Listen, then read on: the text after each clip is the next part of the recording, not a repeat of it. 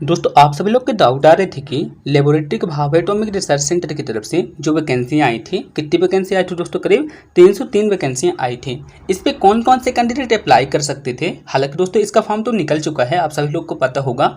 इसके यहाँ पे ये भी बता दिया गया है कि इस पोस्ट के लिए कितने कैंडिडेट ने अप्लाई किया है, कितना कंपटीशन है, सारी चीज़ें आपको यहाँ पे बता दी गई हैं। अब दोस्तों आप सभी लोग के मन पर डाउट होगा, क्योंकि दोस्तों आप यूट्यूब पर पाएंगे कि लेबोरेटरी से रिलेटेड बहुत कम वीडियो हैं। तो दोस्तों इसीलिए आपके मन पर जो डाउट है मैं यहाँ पे आपको क्लियर करने वाला हूँ। दोस्तों जो लेबोरेटरी की वैकेंसी आई थी ना, इस पे कौन कौन से कैंडिडेट अप्लाई कर सकते थे, मैं आपको सारी चीज़ें बता दे रहा हूँ। ध्यान से आप सब लोग ध्यान से सुनिएगा। यदि आपने 11th या फिर 12th एडिशनल से पास किया है, यदि आप 11th और 12th, ठीक है, 11th और 12th एडिशनल से पास किया है तो ही आप इस फॉर्म को फिलअप कर सकते थे। ठीक है, जैसे आप 11th पे हैं, आपने मैथ को मेन सब्जेक्ट के तौर पे ले लिया, ठीक है, मैथ को मेन सब्जेक्ट के रूप में ले लिया, तो 12th में भी मैथ रहेगा। लेकिन दोस्तों यदि आपका मन है तो आप 11th पे मैथ को तो मेन कर दिया, साथ ही साथ बायो भी ले सकते थे। ठीक है, बायो भी ले सकते थे, तो ये आपका एडिशनल सब्जेक्ट कहलाया। तो ये वाले कैंडिडेट भी फॉर्म को भर सकते थे। ठीक है, अब दोस्तों बात करते हैं, यदि आपने 11th पे बायो को ले लिया, 12th में भी आपकी बायो रहेगी फिर इसी के बाद। ठीक है, और इसके बाद आपको जो एक्स्ट्रा सब्जेक्ट है इसके रूप में आपको मैथ ले लिया, यानी कि आपका मेन सब्जेक्ट क्या था, बायो था, और आपने एक्स्ट्रा सब्जेक्ट के रूप में मैथ को ले लिया, तो ये आपका एडिशनल सब्जेक्ट कहलाएगा और इस बेस पे भी आप इस फॉर्म को फिलअप कर सकते थे। ठीक है, लेकिन दोस्तों शर्त यहाँ पे यही है, आपके 12th पे 60% से ज़्यादा मार्क्स होने चाहिए, तभी आप इस फॉर्म को अप्लाई कर सकते थे।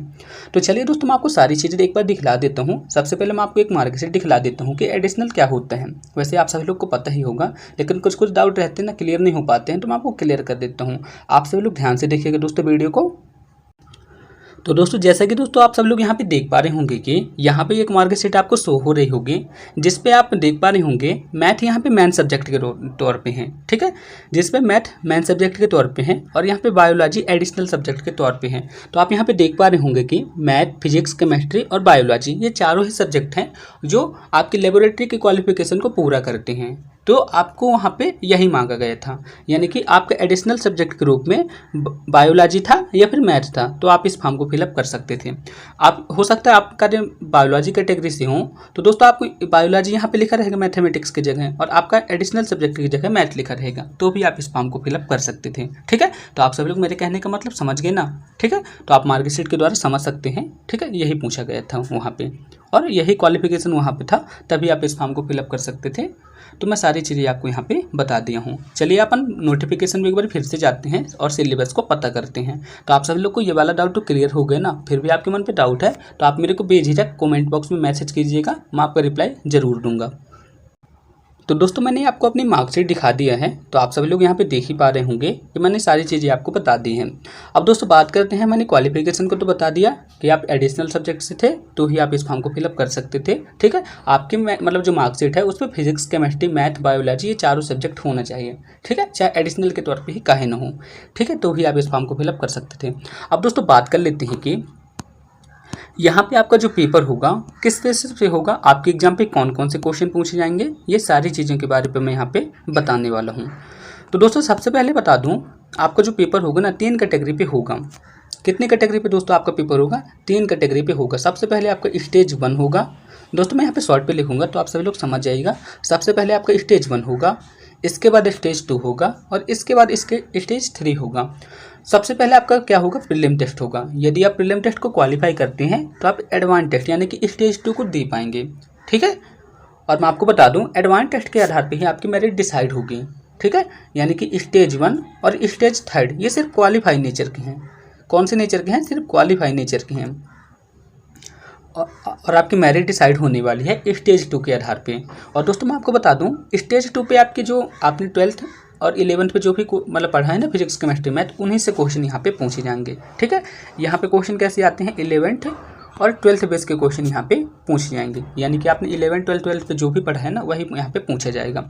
और स्टेज 1 पे क्या होता है दोस्तों? नॉर्मल क्वेश्चन रहते हैं, मैथ, जीके और जनरल साइंस के। तो आप मेरी वीडियो को देख पा रहे होंगे ना, तो यहाँ पे मैंने इससे रिलेटेड बहुत सारी वीडियो बनाई हैं। और दोस्तों मैंने आपको आपकी प्रिपरेशन के लिए सबसे ज़रूरी चीज़ बनाई है एडवांस टेस्ट। तो दोस्तों आप सभी लोग मेरे चैनल से एडवांस टेस्ट की वीडियो को देख के आप इसका लाभ उठा सकते हैं। दोस्तों ये आपके लिए बहुत ही फायदेमंद होगा। दोस्तों जैसे ही आप स्टेज एडवांस टेस्ट की बात करते हैं तो आपको यहाँ पे बायोलॉजी मतलब मेजर सब्जेक्ट के रूप में रोल प्ले करेगा। ठीक है, यहाँ पे बायोलॉजी के क्वेश्चन भी पूछे जाएंगे, मैथ के क्वेश्चन भी पूछे जाएंगे, फिजिक्स के क्वेश्चन भी होंगे और यहाँ पे केमिस्ट्री के क्वेश्चन भी होंगे। लेकिन आपको थोड़ा सा बायोलॉजी पे यहाँ पे ज़्यादा फोकस करना पड़ेगा दोस्तों, क्योंकि लेबोरेटरी वाला मामला है। ठीक है, बायोलॉजी और यहाँ पे केमिस्ट्री पे आपको थोड़ा सा ज़्यादा फोकस करना पड़ेगा, क्योंकि यहाँ पे इससे थोड़ा क्वेश्चन ज़्यादा आ सकते हैं। दोस्तों यदि आप स्टेज 2 को भी क्वालिफाई कर लेते हैं तो आपका स्टेज 3 होगा। स्टेज 3 को आपको क्वालिफाई करना होता है। यहाँ पे आपको ज़्यादा टेंशन नहीं लेना है, क्योंकि दोस्तों आपको यहाँ पे एक छोटे छोटे प्रैक्टिकल कराएंगे। ठीक है, मैं आपको बता दूं पिछले बार जो पेपर हुआ था मैंने भी दिया था, तो यहाँ पे क्या होता है एक मतलब प्रैक्टिकल कराते हैं। प्रैक्टिकल पे क्या होता है दोस्तों, मतलब कोई ट्राइटेशन वगैरह का दे देते हैं। मैंने केमिस्ट्री मतलब केमिस्ट्री वाली बात कर रहा हूँ, यहाँ पे ट्राइटेशन के लिए आपको दे देते हैं। ठीक है, इसी तरह से फिजिक्स पे ओम का नियम वगैरह दे देते हैं। तो छोटे छोटे प्रैक्टिकल देते हैं और यहाँ पे आप इजीली यहाँ पे क्वालिफाई कर लेते हैं। और यहाँ पे स्किल टेस्ट होता है, साथ ही साथ आपके डॉक्यूमेंट वेरिफिकेशन होते हैं। इसके बाद एक PDF आती है, उस PDF पे आपका नाम होता है, तो आपको वहाँ पे सिलेक्शन हो जाता है। सिंपल है, इतना ही मैं आपको सिंपल वे पे समझा दिया।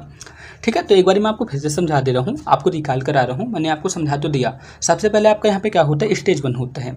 स्टेज 1 पे क्या होता है दोस्तों, मैथमेटिक्स, साइंस और जनरल अवेयरनेस के क्वेश्चन आते हैं। कितने क्वेश्चन आते हैं दोस्तों स्टेज 1 पे, 50 क्वेश्चन रहते हैं। और ये 50 क्वेश्चन 150 नंबर के रहते हैं। कितने नंबर के रहते हैं, 150 मार्क्स के रहते हैं। यानी कि प्रत्येक क्वेश्चन यहाँ पे 3 मार्क्स का रहता है। नेगेटिव मार्किंग भी रहती है। यदि आप किसी क्वेश्चन के आंसर को गलत करते हैं तो यहाँ पे 1 मार्क्स काट लिए जाएंगे, और यदि आप किसी क्वेश्चन को सही करते हैं तो आपको वहाँ पे 3 मार्क्स दिया जाएगा। तो आप सभी लोग ना इतना समझ गए ना। इसके बाद अब बात आती है स्टेज 2 की। तो दोस्तों मैं सबसे पहले बता दूं आपको, एडवांस टेस्ट में भी आपके 50 क्वेश्चन रहते हैं। ठीक है, ये 50 क्वेश्चन 150 नंबर के रहते हैं। ठीक है, 150 मतलब 50 क्वेश्चन 150 नंबर के रहते हैं। इतना आप सभी लोग समझे ना दोस्तों, कोई भी डाउट नहीं होना चाहिए। और यहाँ पे प्रत्येक क्वेश्चन आपका 3 मार्क्स का रहता है। और यहाँ पे नेगेटिव मार्किंग भी होती है। यदि आप किसी क्वेश्चन के आंसर को गलत करते हैं तो -1 मार्क्स काट लिया जाता है। तो आप सभी लोग इतना समझ गए ना दोस्तों, किसी भी तरह का डाउट नहीं होना चाहिए। तो यदि आप स्टेज 2 को भी क्वालिफाई कर लेते हैं तो आपका स्किल टेस्ट होगा। स्किल टेस्ट पे आपको कुछ नहीं करना पड़ता है। आपकी जितनी भी वैकेंसियाँ रहती हैं उससे 4 से 5 टाइम कैंडिडेट को बुलाया जाता है। इसके बाद वहाँ पे आपका प्रैक्टिकल किया जाता है, आपके डॉक्यूमेंट वेरिफिकेशन होते हैं और इसके बाद आपके यहाँ पे सिलेक्शन हो जाता है। मैंने आपको बहुत ही क्रिस्टल क्लियर आपको समझा दिया है। किसी भी तरह का डाउट होता है आप मेरे को कमेंट बॉक्स में कमेंट करके ज़रूर बताइएगा।